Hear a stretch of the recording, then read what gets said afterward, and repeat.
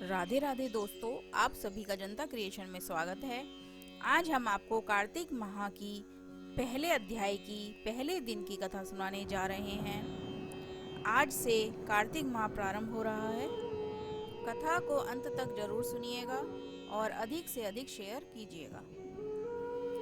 कार्तिक का महीना भगवान नारायण का स्वरूप होता है और 12 महीनों में सबसे श्रेष्ठ महीना कार्तिक का महीना माना गया है। जिस प्रकार अधिक मास का पुण्य फल प्राप्त होता है, उसी प्रकार कार्तिक मास का भी पुण्य फल अनंत गुना प्राप्त होता है। इसलिए कार्तिक मास में प्रत्येक दिन जल्दी स्नान करने से, कथाओं का श्रवण करने से, दान पुण्य करने से और अनेक प्रकार की पूजा अर्चना अनुष्ठान करने से आपके जन्म जन्मांतर के पाप नष्ट हो जाते हैं तथा आपके पुण्य का उदय होता है और संसार में सुखों की प्राप्ति होती है। और जब पुण्य का उदय होता है, तब धर्म, अर्थ, काम और अंत समय में मोक्ष की प्राप्ति हो जाती है। तो अब हम आपको कार्तिक मास की पहले अध्याय की कथा सुनाने जा रहे हैं। सभी हाथ जोड़कर भगवान नारायण से प्रार्थना करेंगे, जिससे इस कथा का पुण्य फल हमें भी प्राप्त हो। ओम नमो भगवते वासुदेवाय। ओम नमो भगवते वासुदेवाय। ओम नमो भगवते वासुदेवाय। अब यहाँ से कार्तिक माह की पहले अध्याय की कथा प्रारंभ होती है। मैं सिमरू माता शारदा, बैठी जीवा आए, कार्तिक मास की कथा लिखे कमल हर्षाए। नैमिषारण्य तीर्थ में श्री सूत जी ने 88,000 शौनकादिक ऋषियों से कहा, अब मैं आपको कार्तिक मास की कथा विस्तार पूर्वक सुनाता हूँ, जिसका श्रवण करने से मनुष्य के सभी पाप नष्ट हो जाते हैं और अंत समय में वैकुंठ धाम की प्राप्ति होती है।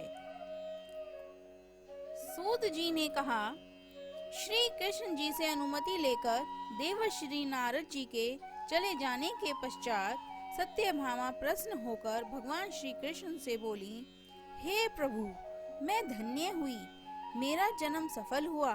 मुझ जैसी त्रिलोकीय सुंदरी के जन्मदाता भी धन्य हैं, जो आपकी 16,000 स्त्रियों के बीच में आपकी परम प्यारी पत्नी बनी। मैंने आपके साथ नारद जी को वह कल्प वृक्ष आदि पुरुष विधि पूर्वक दान में दिया, परंतु वही कल्प वृक्ष मेरे घर लहराया करता है। यह बात मृत्यु लोक में किसी स्त्री को ज्ञात नहीं है। हे त्रिलोकीनाथ, मैं आपसे कुछ पूछने की इच्छुक हूँ। आप मुझे कृपा कार्तिक महात्म्य की कथा विस्तार पूर्वक सुनाइए, जिसको सुनकर मेरा हित हो और जिसके करने से कल्प पर्यंत भी आप मुझसे विमुख ना हो।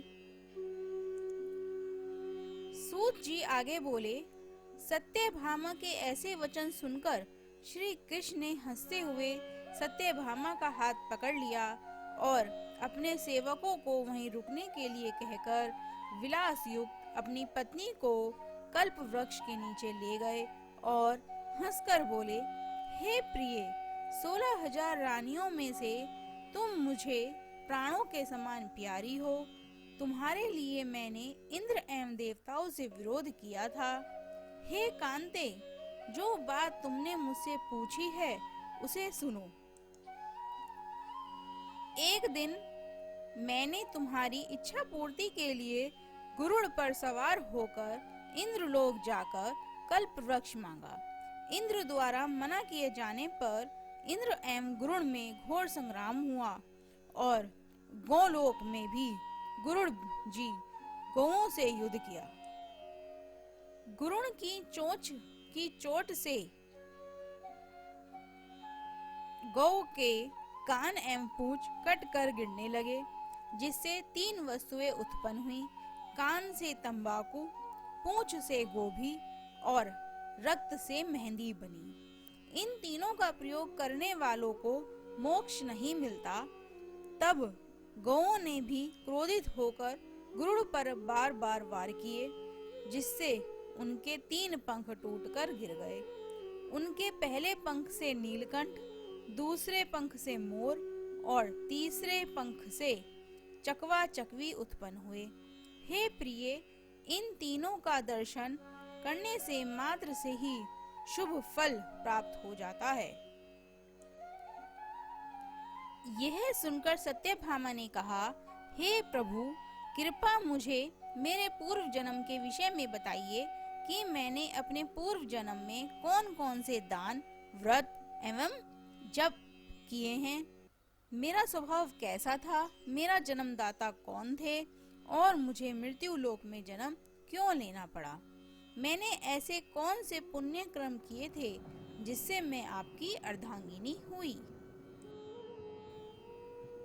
श्री कृष्ण जी ने कहा, हे प्रिय, अब मैं तुम्हारे द्वारा पूर्व जन्म में किए गए पुण्य कामों को विस्तार पूर्वक कहता हूँ, उसे सुनो।